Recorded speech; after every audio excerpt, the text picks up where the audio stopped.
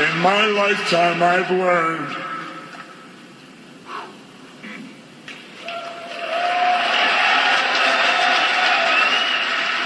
hard work pays off. Dreams come true. Bad times don't last, but bad guys do. This is It Was a Thing on TV. Total Red Man has ever done something like this to me! It's, time! Ladies and gentlemen, I give you the dregs of humanity! Episode 251, submission number 884, What's Alan Watching? What's Alan Watching was an unsold pilot that aired on CBS as a special from February 27th, 1989.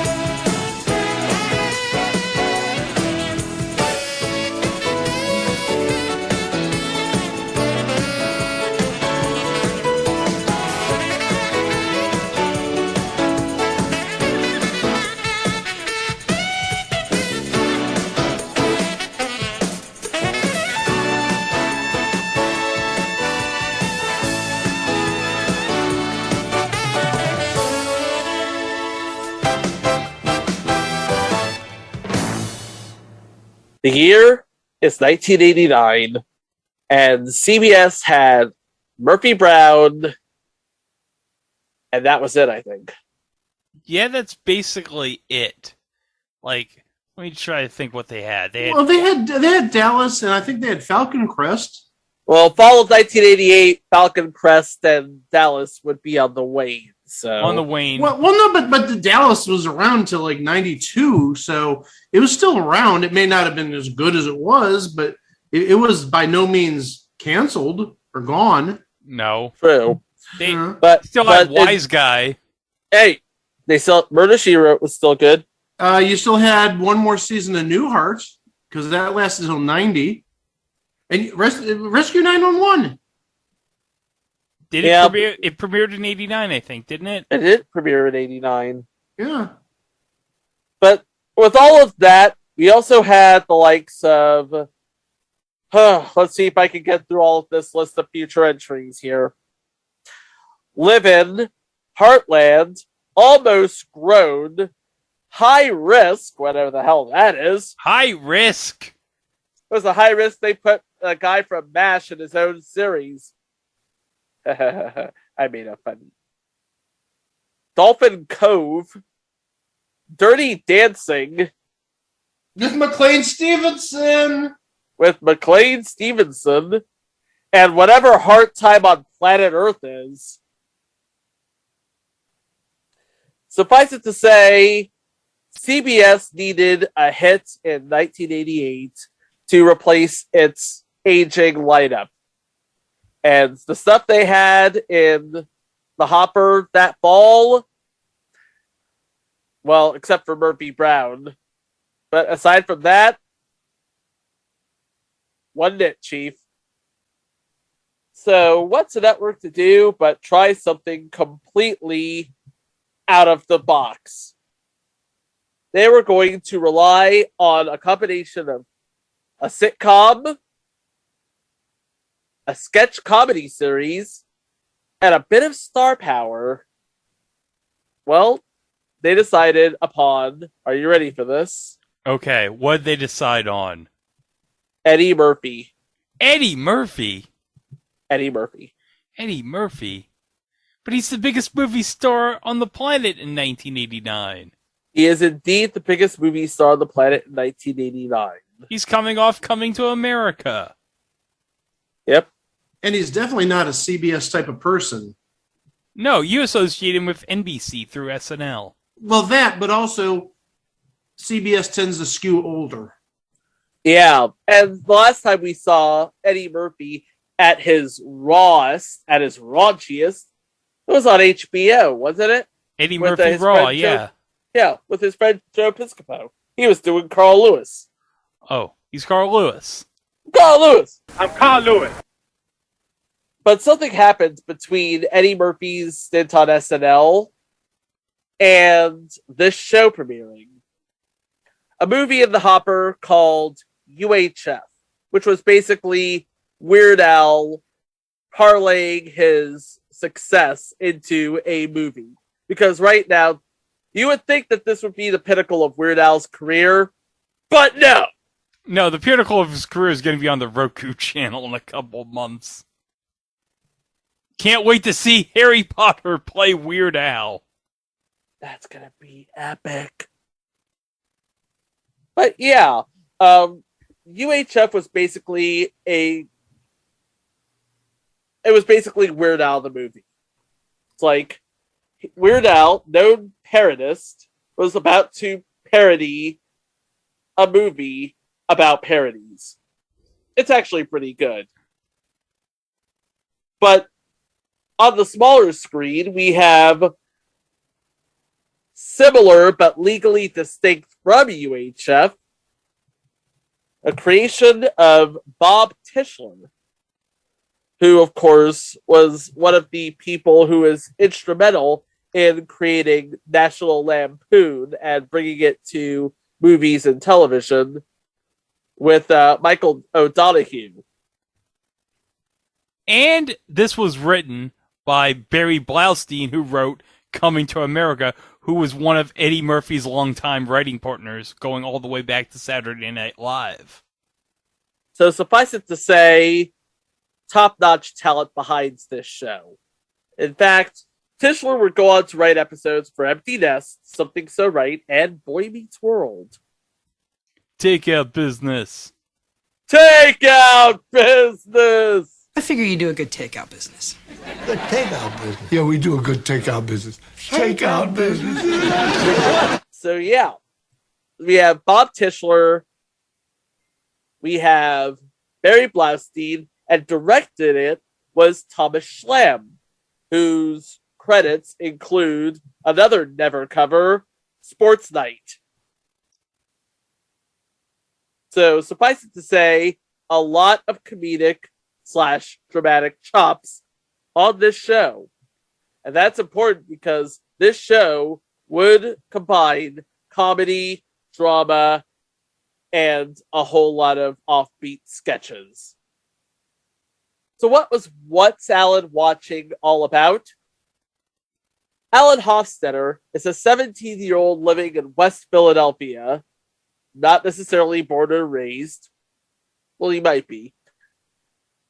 And he lives with his parents and his two older siblings. One is a pretentious Porsche driving guy named Jeff, and the other is a lady who is trying to get out of a divorce so she can marry her boyfriend, who happens to be Rob Bartlett from the Amish show. Lenny Kling, the Carpet King. Not many times they can bring up Rob Bartlett and the time he was announcer for Monday Night Raw in 1993. Welcome everyone to Monday Night Raw. We are live, happening from the Manhattan Center in New York City. Vince McMahon here, along with Rob Bartlett and the Macho Man Randy Savage. Wait a minute, what is this? Fight the real enemy. If this was a video podcast, you would have seen Rob Bartlett tearing a picture of Bobby Heenan in a parody of when Sinead O'Connor tore the picture of the Pope on Saturday Night Live. Who said the World Wrestling Federation wasn't on top of pop culture in early 1993? Bring it up, buddy. Just bring it all up. And suffice it to say, Alan has all of the problems that a normal 17-year-old would have. He's getting ready for college. He's sort of lusting, bordering on creeping Oh, God. on his best friend's girlfriend, Alyssa. Oh, my God. And he uses as the ultimate escape television. Some people would say he watches too much television. We would tend to agree with them. Yeah, we would. We really would, yes. And the things he ends up watching are crazy, to say the very least. We'll get into all of that momentarily, but let's talk about the cast here. Playing the role of Alan Hofstetter is Corin Nemec. Of course, he played Parker Lewis. His parents, Leo and Libby Hofstetter, were played by two veritable legends of the small screen. Leo was played by Peter Michael Getz, who is in future installment Rush Hour, but is mostly known as Dr. Herbert Adams in another future installment, The Faculty. And not are you really- ready? Yeah. Are you ready, Greg? Yeah, what is it? Are you ready, Greg? What is it? He was in Invitation to Love segments on Twin Peaks. Oh, yes, Invitation to Love, the soap opera in the show within the show on Twin Peaks. And I think on YouTube channel there's actually like the full unedited clips from Invitation to Love. If I could find them, they're so great. They are so great. Jade, what a surprise. I wasn't expecting it. Oh, Daddy, don't pretend. Not with me. Not anymore. Jade, I know the pain you've been going through. And Chet's told me about your financial difficulties. Daddy, listen to me. You mustn't give up. You have so much to live for. Jade, the awful truth is I have nothing. Oh, Daddy, that's not true. You have me. And you have my love and devotion. Jade, my beautiful Jade. What a foolish, old, selfish idiot I've been. How could I have ever doubted that? Invitation to Love will return after these messages. And we actually talked about Peter Michael Getz before on this show. Oh, we did? Yep, he played Wally Rainwhite on Aftermash. Oh, okay, he was on Aftermath the second time. Uh-huh. Whoa, one thing about Invitation to Love, I think someone brought it up, I saw on social media. They missed a really good opportunity in Twin Peaks The Return to show the Invitation to Love reboot as like a gritty, like CW teen drama. Oh my God, yes! Yes! In the vein of the Dynasty reboot on CW. Uh-huh. Oh, well. If they ever do a Twin Peaks Season 4, you have a golden opportunity, David Lynch. Yep, there you go. And playing the role of Libby Hofstetter is Barbara Barry, who was in Season 1 of Barney Miller as Barney's wife, Elizabeth, obviously. And also in future entries, Tucker's Witch and Double Trouble. Nowadays, she plays sort of the grandmother unit. I know she played a grandmother in one episode of Pushing Daisies, which is on the list, to be sure. But notably played Nana Keene on Suddenly Susan, which will never be on the list. And if you have the Rewind TV channel, Suddenly Susan is on Rewind TV. I know because we just got Rewind TV here in New York this week, so. Are you enjoying it? Oh, yeah, I am enjoying it. But you know what else is on Rewind TV, Chico? What's that? Wings.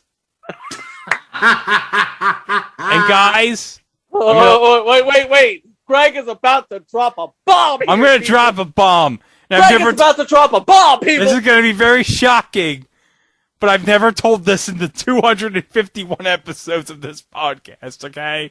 Are you ready? Hey, hold on. Let me get myself situated here.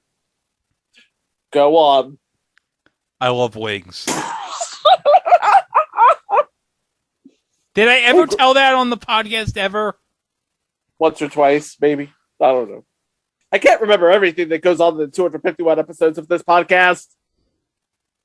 Hey, Greg. What? Did you know Wings made Tony Shalhoub's career? It did make Tony Shalhoub's career. How did you know it made Tony Shalhoub's career? I thought I was the only one who knew that. But hey, they didn't put me on Jeopardy because I'm handsome. All right. So we have the parents playing the older sister Gail Hofstetter is Fran Drescher. Here comes the line, folks. If you don't know who she is, well, yeah, we know. Oh, yeah. But we mentioned the UHF similarities. She was in UHF. She was in UHF. Yeah. And she's one of the best ports in UHF, too. And in the role of his older Porsche-driving D-bag brother, Jeff Hofstetter. Wait, didn't he play for the Giants in Super Bowl 25? No, he didn't. Oh, I'm thinking of Jeff Hostetler. Okay. No, you're thinking of Jeff Hostetler. Yeah, that's what I said. This is Jeff Hostetler. Okay. So he didn't go on to play for the LA Raiders. Okay. Sorry, man. We have David Packer, known primarily as a movie actor who's been everything from an almost hero in Almost Heroes to an emergency doctor in RoboCop. We would know him as both Morty Sherman and Hugo Carlin, both slime bags, in the CSI franchise. Played Morty Sherman in CSI New York and Hugo Carlin in CSI Crime Scene Investigation. The OG CSI. The OG CSI. Not to be confused with CSI Vegas. Right. The new version. No. He also played Daniel Bernstein in both V and V the Final Battle. Did not return for V the series, though. But mostly, he was that guy from that thing. And rounding out the family unit is Lenny Kling the Carpet King, played by Rob Bartlett. Yes, which I already mentioned, so... Yeah, try and keep up. But then you have two people who are not in the family, but are friends of Alan's. We have Alyssa, who's played by the ever so divine Cheryl Pollack. Yeah. Oh! Hey guys, she was in an episode of Quantum Leap. She was in an episode of Quantum Leap. Yes. Well, that's good. And playing her boyfriend, his best friend, Alan's best friend, in a bit role, but, very prominent, and you can definitely tell it's Pauly Shore. Yes! An early Pauly Shore role. And you know what? He would go on to great fame in the next decade. Yeah, but that was about all the Yeah, that was about it. But you know what? He did have son-in-law. He did. And Encino Man. And Encino Man. Oh, Encino Man's a classic. Yo, Biodome Man. And he was basically the face of MTV for probably the first half of the decade. Oh, definitely. Yeah. Yep. We also have appearances by Shelley Berman, Alex Trebek, George Carlin, the Smothers Brothers, a very young Ellen Cleghorn, Mr. Ed. Mr. Ed. Gandhi. Gandhi. And hold on, Brent Spiner's in this. I didn't even realize he was in this. Yep. Brent Spiner's in this pilot too. Yep. Well, this was a Paramount joint, so of course he was in this. And Eddie Murphy. Yes, Eddie Murphy, because duh, he produced this, so of course he produced it. He's gonna be in it, and of course he's playing all of the characters that he knows how. We're talking about Protester, James Brown, and that's it. But we built that particular sketch for all it's worth, as we're about to see here. Basically, before we go into it, the plot of the pilot. Remember, the pilot is basically half comedy drama, half sketch show. The comedy drama is used as a framing device for the sketches. Or is it the sketches as a framing device for the cup? I'm confused. No wonder this thing didn't sell. Yeah. Guys, I wonder how Ellen Cleghorn would describe Corin Nemec on this TV show. He's a royal geek. Royal geek is correct.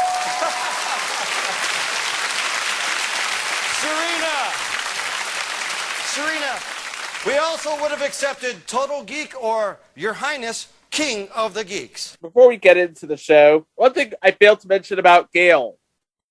She is seeing Lenny Kling, the Carpet King.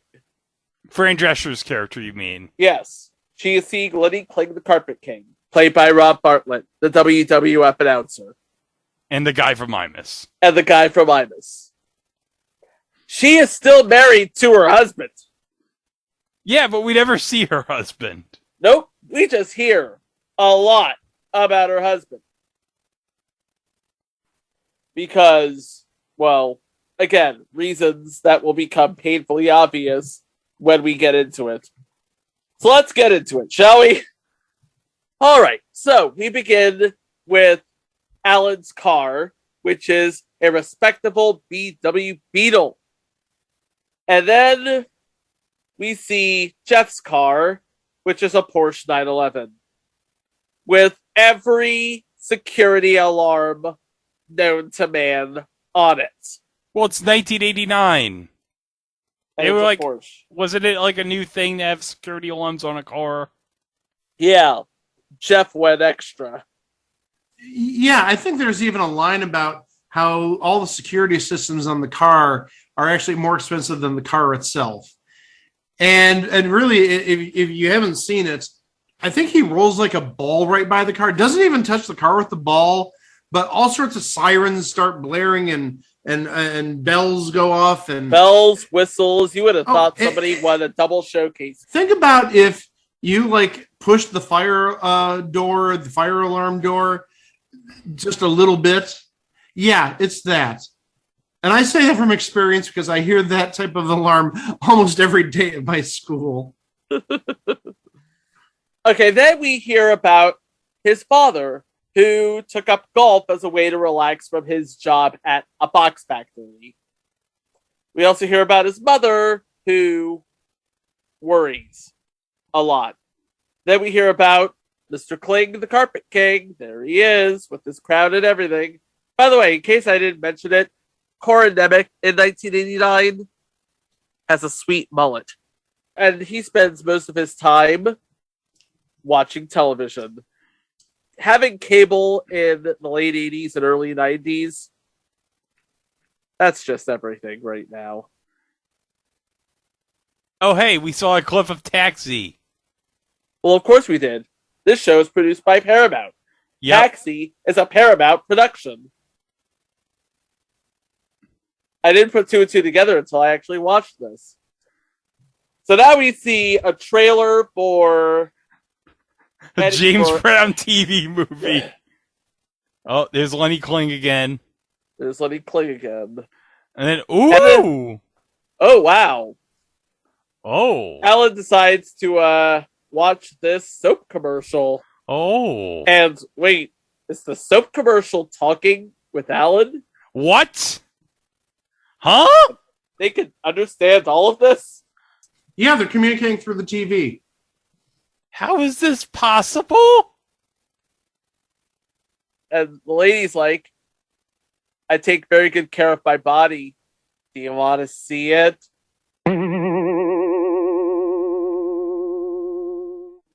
And so Alan, because he's a 17-year-old pervert, decides, yes, he very much wants to see her body. But then Mom walks in. Oh, yeah, doesn't that always happen? Wow, wow. Basically saying, it's time for dinner. You're watching too much TV. Come and eat dinner. Come and eat dinner? Good night, everybody. So what's there to do except, I don't know, play the opening theme and go eat dinner. So that's exactly what Alan does. By the way, the entire family is at dinner. Including the Carpet King. Including Lenny Kling, the Carpet King. And we're basically going through all of the plot lines that are going to happen in the next hour. From Jeff losing his house and living out of his Porsche, to Gail trying to divorce her husband so she can marry Lenny Kling, the Carpet King, and Alan being accepted to Wisconsin. The University of Wisconsin. The University of Wisconsin, home of the Fighting Badgers. Big Ten country, baby. Joe Thomas's alma mater. Mm-hmm. Sorry, I had to throw a Browns reference in there. Especially since I'm looking at Greg's screen, and what's the third link? Cleveland Stadium, the mistake on the lake. Oh, yeah, that is true. I've been watching a bunch of videos from this one channel called Forgotten Places about the history of really bad stadiums. And Cleveland Stadium, from experience, having both worked there and attended games there, is a sty, or was a sty. I'm surprised you don't have a link to the abandoned episode on the Astrodome. Oh, yeah, well, I've seen that plenty of times as well as the Silverdome one, which is very excellent by Jake. But okay, let's continue on with the pilot. Yep. And we have somebody singing and dancing because it's funny. Let's go back to television. Yeah, let's go back to TV, because TV is good. TV is very good. Alan is watching all the things on TV, including a CBS special movie. Oh, it's the James Brown story. And here we have James Brown about to go into a number here. He's dancing. And being carted off. In classic James Brown way. Well, isn't this the time he actually went to prison, James Brown? Yes. I thought it was a little bit before, because this would have been, what, about a year or two after he had Living in America? Yeah. No, Living in America was 85 with Rocky 4, so. That early? Oh, I thought it was like 87 or so. No, Okay. Rocky 4 was 85, yeah. More filler. More filler. More filler. Ah! This episode's been brought to you by Parnell's Franks and Champion Industrial Flanges. If it's a flange, chances are it's a champion. And those Parnell Franks have less snout than the competitors. Right there, it says snoutless. I saw it says snoutless. Yeah, it says it right there. And now, it's the greatest event to hit a skating rink. Gandhi. On ice. And then we have Brentwood Carter, Hollywood Big Shot. Oh, played by Brent Spiner. Yep. Because, as I mentioned, this is a Paramount joint. Indeed it is. And Brent Spiner is a character actor. And we take a break from live television to watch pre-recorded television. Pre-recorded television that Alan made himself. You see, Alan is not only a TV addict, but he's basically the prototype for modern day creators. See, we didn't have YouTube in 1989, so you had to make do with your video camera. Yes. I guess you could say Corin Nemec crawled so the three of us could walk. No, Corin Nemec crawled so home movies could walk. That's what this reminds me of. Home movies, the cartoon. Oh, yeah. The Adult Swim cartoon, yeah. I guess it's time to pull the plug, or whatever that line was. But here we have Alan creating a movie about his life in high school. And let's just say he pays very close attention to one particular cheerleader. And there she is. Oh, there she is. Oh. Alyssa. Oh. And who is that?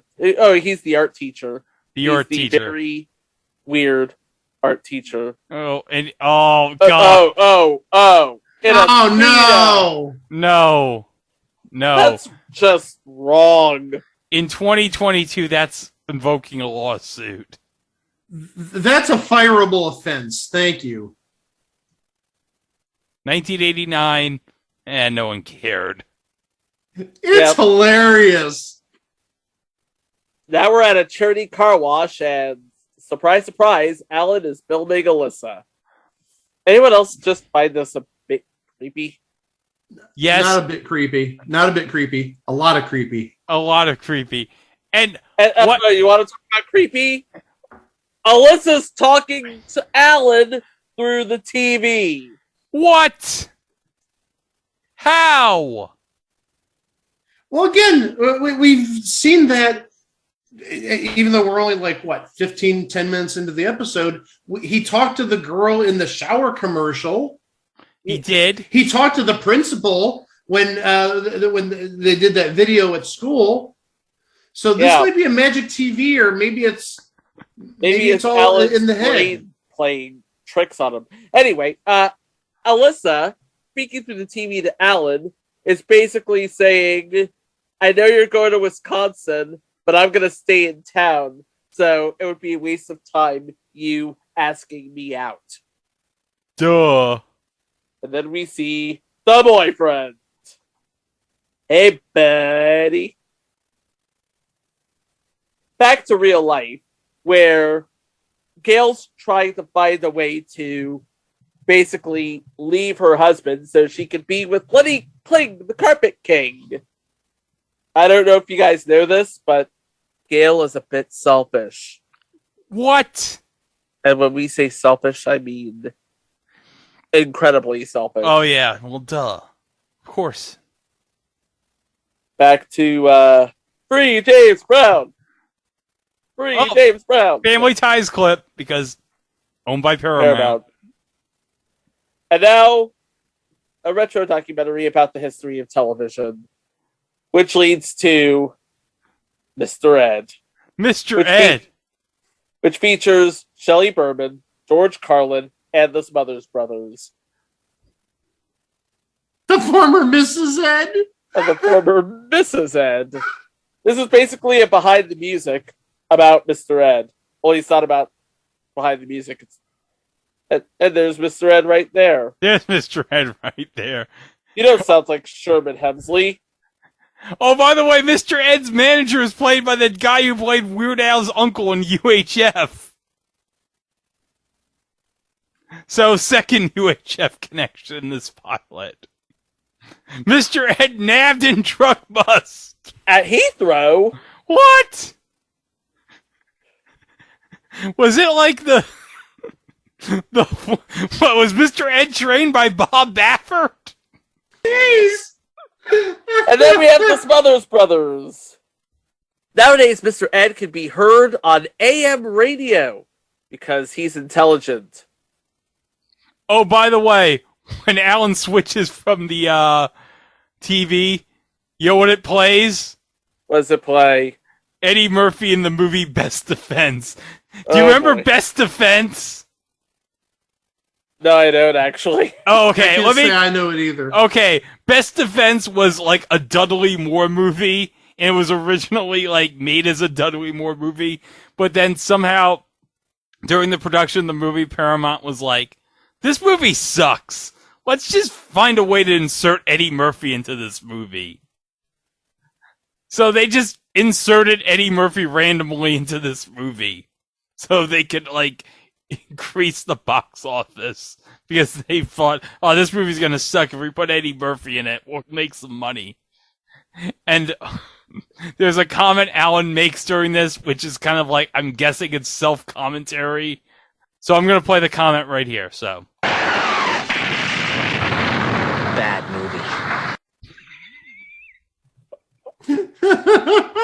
Yeah. That was meta. Oh, here's Pauly Shore. Come to visit his buddy. His buddy. But, oh, guess who's here? Alyssa. The lovely Alyssa. Oh, yeah. The only thing that Alan will stop watching television for. I'd stop watching television for Cheryl Pollack. Well, of course. Well, I mean, she is a ginger, so. Well, now she is. Well, in the context of this... this pilot, yes. Yeah. I keep noticing that thing on Alan's finger. What? I think, I remember back in the day they had, I'm sure you used like creepy crawlies as a kid, those little rubber spiders, and you throw them against the wall. Yeah, I remember creepy crawlers, yes. I want to say it's something like that. Okay. I remember seeing ads for creepy crawlers on Nickelodeon all the time. Creepy crawlers! Maybe it's not a creepy crawler, but you could stick it like on the end of your finger and, just do little things with it. I remember those. Is that all? Is the cartoon creepy crawlers on the list, or is it red? There was a creepy crawlers cartoon. There was a creepy crawlers cartoon. What? I have no memory of this. You don't have any memories of this? I have no memories of the creepy They used crawlers. Power Rangers money to make the creepy crawlers cartoon. Gross out your sister, embarrass your dad. Oh. You can be a little creep without being bad. What did he say? You can be a little creep without being bad. Embarrass your dad. You can be a little creep without being bad. How can you be a little creep without being bad? I have no idea. Mike? How can you be a Well, I wasn't even talking about those. What I was thinking of was those like octopus things that The wacky wall, you the throw it wacky on the wall wall, walkers. and it's the what? The wacky wall walkers. That sounds more like it. Yes, that's what I was thinking of. Not really creepy crawlers, but that's what that could be on the fingers. Is it definitely looked like a rubber type of substance, and I thought there were like ones that you could put on your fingers and just wiggle it around or wave it around. Okay, I got it. It's also been like about 35 years since I've even seen one, so I could be way off on this. So Alyssa's going on her date with Pauly Shore to the movies, and meanwhile, Pauly Shore is using a little kid as an armrest. What a jerk! So now the parents are thinking about either a rest home or a vacation. Probably a rest home because, well, Jeff's trying to get the house all to himself. Because he's a jerk. A. And B, he's a homeless jerk living out of his Porsche. Oh, hey, look, we're back with Eddie Murphy protesting again. The character kind of reminds me of it's kind of sort of like Velvet Jones. Remember that I was character? just about to say that. Yeah. It's similar Basically to, but legally distinct. How do we know it's legally distinct? For all we know, Eddie Murphy could have created that character. That is true. But I get what you're trying to say here. Oh, we got a report on 2020. Hey. Baby fights! Underground baby fights! Okay, this is now starting to get into UHF territory. Oh, including the obviously fake baby who bites bit the grandma. Yes! Pit babies, the shocking truth. This is like an early version of UFC. Right down to the maturity level. And now, here's a dance break. Yeah. Oh, you know what I think the guy is that's next to Eddie Murphy in this sketch? Uncle I think Roy it's Murphy? I don't know. I think it's the dude from Coming to America. Remember the Randy Watson scene where the guy's like, "That boy's good." Yeah. I think it's that guy. Oh, it probably is that guy. Yeah. Yes! Randy Watson! That boy is good. Mm-hmm. Good and terrible. Okay. Oh, this guy. Jeff. There's a reason why you're not going to go on to quarterback the Giants in Super Bowl 25, dude. Yep. And now the electric booty shake. I don't know. He's trying to convince his father to go into a rest home. Oh, no. Oh, no. Let's watch some television. Yeah, let's watch some more TV, because TV is good. Duh. Right now, the TV is the only thing keeping us sane. Now Jeff's working on Alan. They're like, hey, don't you want to go to Wisconsin? I mean, you stay in town, go to West Philly Community College. All you're doing is being with Alyssa and Pauly Shore. Like, you don't want to be with Alyssa and Pauly Shore. You don't want that. You go to community college just to be a giant geek. Who does he think he is? Brian Alvarez calling him a geek? And all of a sudden, this starts getting into his head. Greg, just play it. Okay, let me play. Because this is important. This is Take a listen. Alan. What? Alan, bird in the hand is worth two in the bush. Alan, I said, Alan, go to Wisconsin. A bird in the hand is worth two in the bush. Alan, go for the bush. You should stay in Philly. You got the Phillies, the 76ers. Dr. J's not playing, but he still lives there. Did somebody say Philly? Hey, Alan, my advice is, if I'm done, hey. What is Alan going to do? Wisconsin. Philly? Wisconsin. Philly. Wisconsin. Bush. Quail. But Dad, Alan's your son. You can't just throw him out of the house. To hell with him. Banish me from the family, not Alan. Why should we banish you?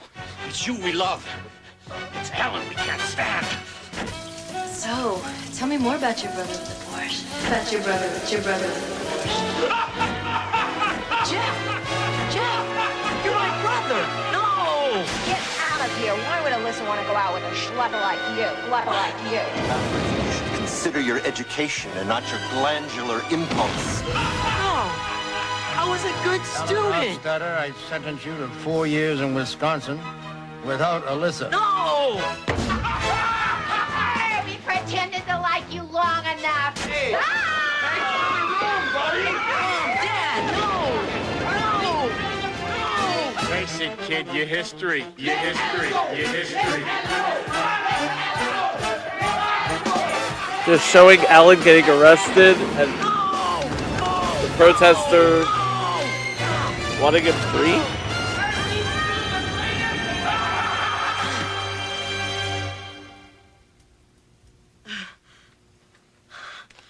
I think Greg and I have things to say.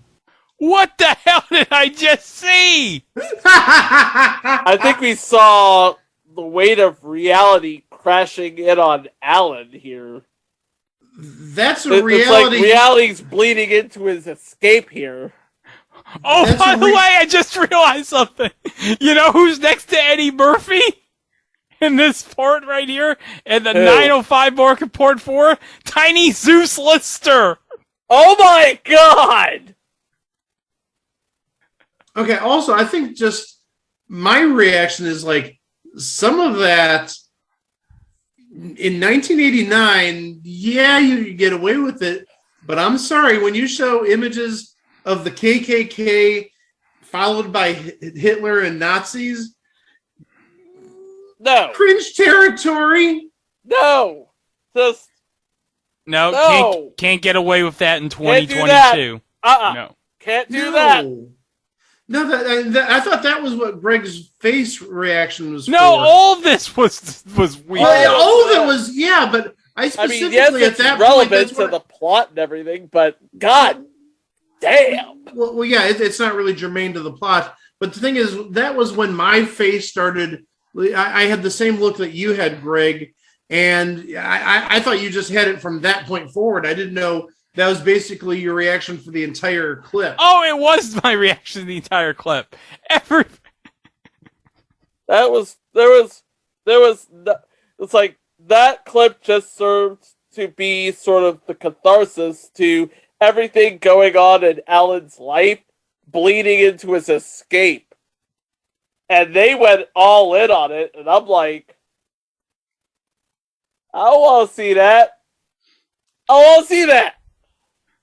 No, even though we have DeBow from Friday, no, I don't want to see that. Standing uncomfortably next to James Brown, Eddie Murphy. Who looks like he's about to pass a stone. And Debo looks at Eddie Murphy like, well, he is the human wrecking machine, Chico. Yeah, he's about to wreck something. I'm glad you guys went there and not me. Thank you. One day we're going to cover No Holds Barred, the match, the movie on this podcast, because, dear Lord, he's going to tear him in half. He's going to tear the Hulkster in half and No Holds Barred with the help of Kurt Fuller, damn it. Jockass! Are you trying to tell me my money's not good enough for you? I find that a little hard to swallow, you jockass! Oh, you're talking about tearing Hulk Hogan in half. Yeah. I think you're talking about James Brown. He'll rip him into about fifths, I think. Okay. Oh my gosh. Before this goes completely off the rails here, we have Libby learning how to play the Casio, and it's a very small Casio. I think we had something similar to that in her elementary Yeah. Yeah, we had one at my house that was about that size. Yeah. Yep, Oh. I grew up with one of those things. Oh, Casio keyboards, they were all the rage. Oh, yeah. And Alan goes to his parents about his problem, which he kind of sort of has to do now that it's interfered with his precious TV time. And Leo does what he always does. He compares everything to a box. A box? Because remember, Leo works as a box maker. Oh, that's right. He does work as a box maker.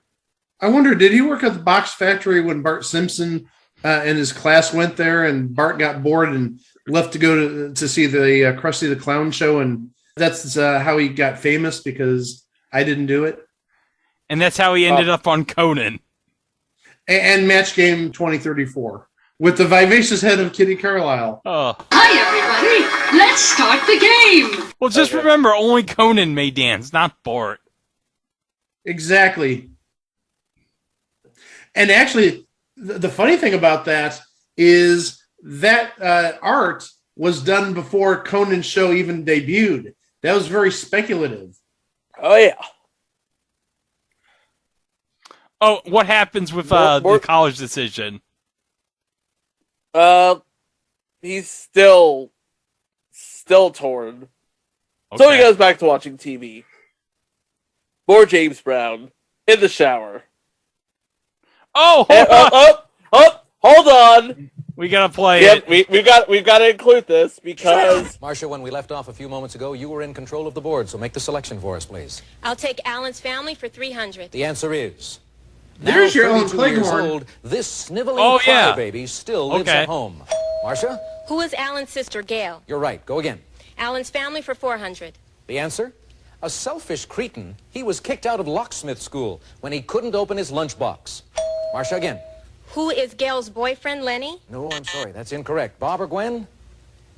The correct response this time is, who is Alan's brother, Jeff? Marcia, you get to pick again, however. I'll stay with Alan's family for 500. The answer is, young and single in World War II, he had a wild affair with a Samoan nurse. Bob. Who is Alan's father? You're absolutely right. Where to? Now remember, this becomes important in a Pay couple of minutes. attention. Pay attention, folks. I'm not going to judge you. Totally understand if you want to judge me, though. And, yeah. We're going to settle this all like a family, I guess. So in comes Mom to finally settle things, telling Jeff, do what you feel is right. And telling Gail, divorce your husband. Yeah. And telling Jeff,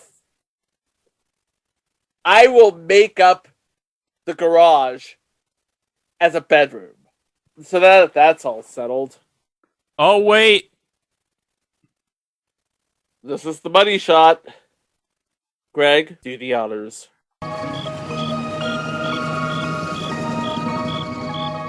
Honey, I don't see a garage at that house.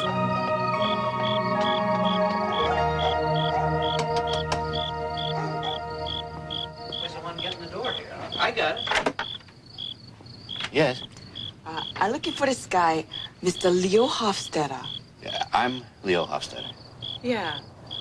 You the same Leo Hofstetter was in the army hospital in Pago Pago during World War II? Yes. Yes, I am, as a matter of fact. Yeah. Daddy! Sweetheart? Mom!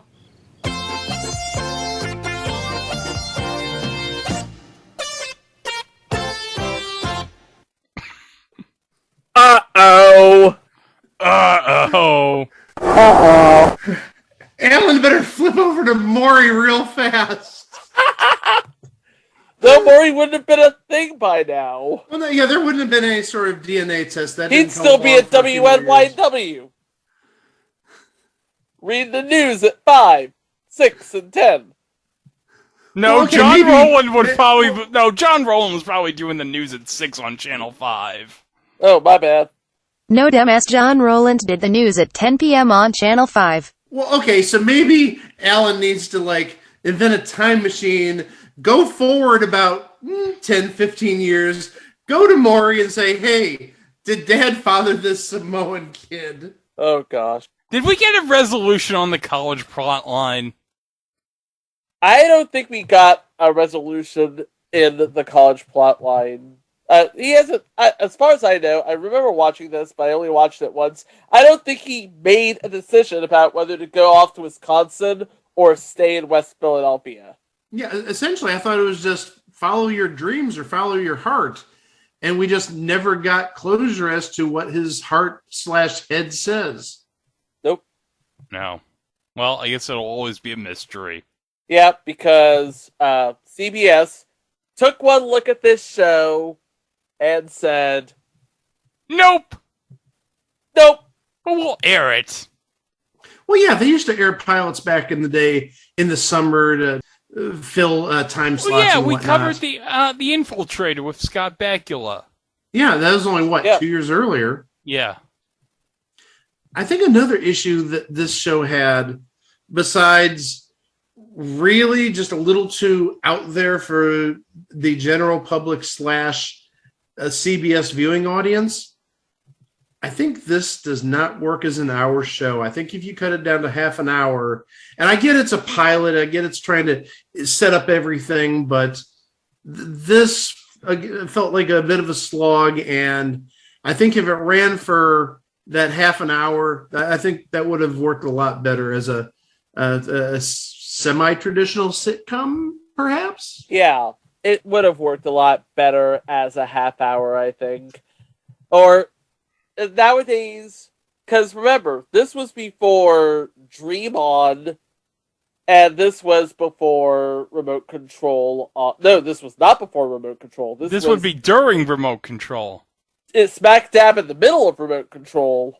No, I think what you're thinking of is Click, the movie with Adam Sandler. Yeah, Click was like much later. Well, that's like 15, 20 years later, yeah. Yeah, I mean, it was a good idea, but it needed a little bit of polish, I think. I mean, it was certainly good enough to win a Television Critics Association TCA Award for Outstanding Achievement in Movies, Miniseries, and Specials. But aside from that, I mean, it was a good idea, but it was perfected when HBO did it with Dream On with Brian Benben. I would even say it was maybe even perfected a little bit more with UHF, because watching this, I did get a lot of UHF vibes. And we even mentioned, how many connections did we have? At least 2 or 3 to UHF? Well, we had Fran Drescher, and we had the guy who played Mr. Ed's manager, played Weird Al's uncle in UHF. Right, so maybe there's something there, some sort of connection that, one sort of led to the other, maybe kind of, sort of. But... Oh, I guess technically 3 since you have Gandhi in it. On ice. Yeah, because in UHF they had Gandhi 2.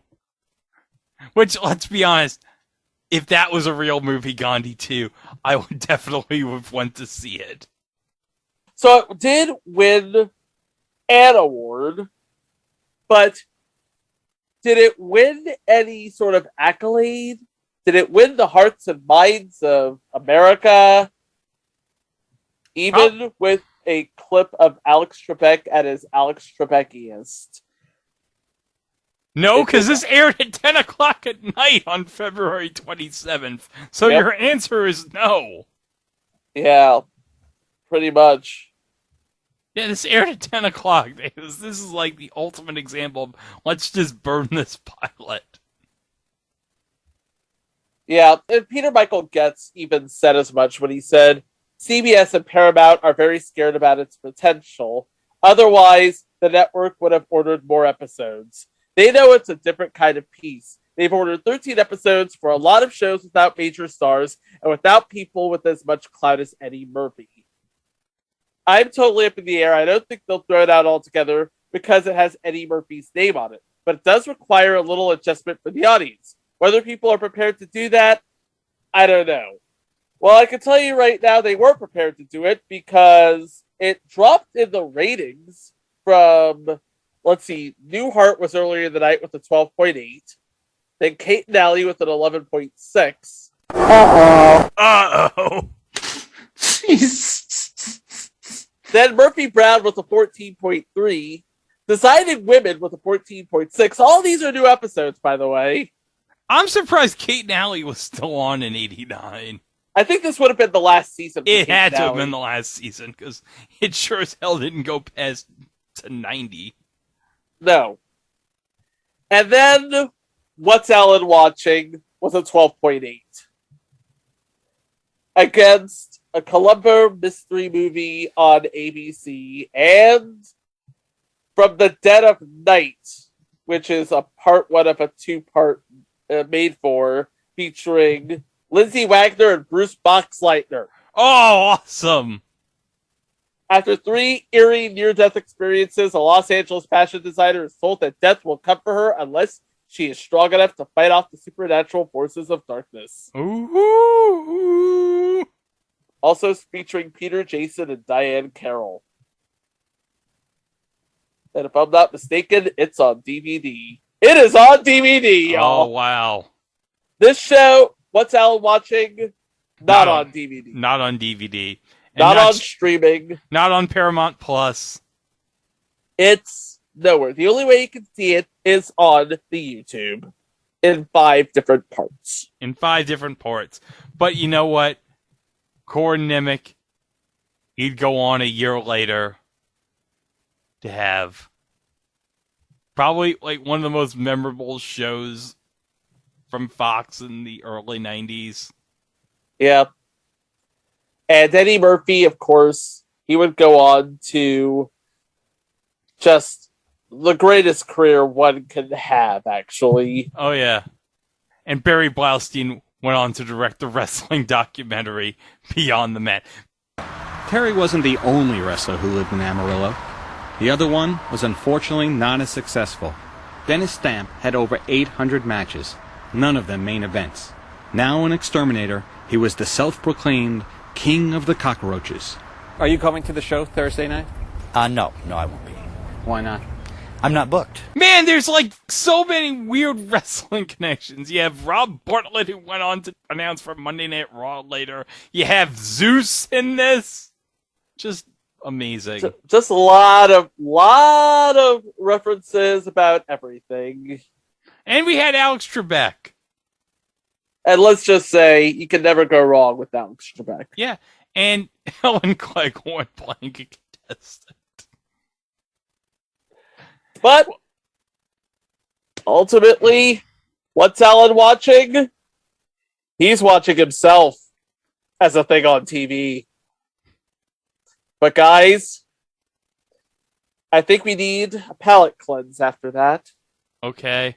So let's get the music going and serve up another It Was a Thing haiku corner. Okay. That'll bring your blood pressure down. Yeah. Okay. What is this haiku? What is this award-winning haiku?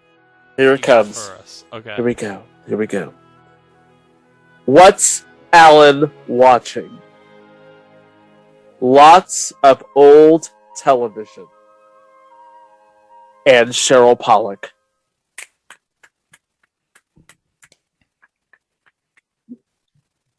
Well, he was watching more of that girl in the shower in the first act than anything else. I'm sorry. Yeah, but Cheryl Pollock, she was a tomato. And she's right tomato. there. I agree with you. She's right there. She's Spicy literally tomato. in the room with her. It's like Alan will turn the television off for Cheryl Pollock. Yeah, he was literally talking to her right on the TV. He was having a human conversation through the television. Well, until Pauly Shore showed up. Shore showed up, but well, it could be worse. Could be Jeff. What a jerk. Yeah, I bet you he's not living in a 1989 Porsche nowadays. Yeah. Yeah. Traded up for a Tesla. No, I'm thinking he traded down to like a Ford Escort or something like that. Do they even make the Ford Escort anymore? Well, no, we had to get a used one. Oh, okay. From Carvana. Okay, I'm sorry. Let's use a reasonably recent brand, Ford Fusion. Even though they don't make those anymore, at least that's a little more recent than a Ford Escort or a Ford Tempo. Well, it's better that than a Yugo. Well, nobody went with a Yugo. It's not Yugo, it's no-go. You go? No, you don't go. You get towed. So, I can tell you what Alan would be watching if he was still, watching TV.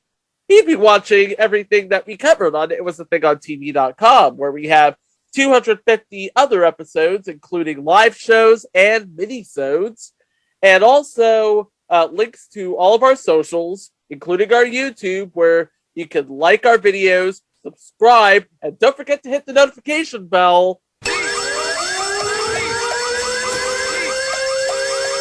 Pretty neat, huh? Only thing is, it costs more than the car. So you can stay up to date on future entries. And also, as we like to do, shout out to our friends at the Place to Be Nation, where we do the weekly drop. We got a weekly drop this week, Greg? Well, we got right now in Place to Be Asian Pop, we got last week's 2 episodes. We got the Wonder Woman 2011 pilot and Fluffy Dogs, which we got to mention again. They look like dogs, but they're not dogs. They're not dogs. They're not dogs. No. No, they don't like being called dogs. Don't call him a dog. Well, I think actually the dolls originally, since the dolls preceded the cartoon, they were dogs. But in the cartoon, they're not dogs. They're not dogs. Yeah, if that makes a lick of sense. I see what you did there. By the way, shout out to Tunab for that awesome relationship between the dogs and the dolls and the not dogs. Yeah, that was a good video. Okay, next week, Pilot Month continues. We got an unsold pilot related to a movie done by Sam Raimi back in the 90s. And also, hey, I don't think we've done a regular game show episode this year. Yeah, we have. We have? Yeah, we have. We did? What was it? The Lingo Minisode? Minisodes don't count. I'm not counting that. No, hold on. Thank heavens I have these all categorized. No, this is our first game show that we've done this year. The last one that we dedicated a full-fledged episode to was Your Number's Up. Yep. So, okay, it's been like almost 40 episodes. I guess we're overdue for one, so. We're overdue for a really good game show. Just saying. Yeah. And I think this actually aired, didn't it?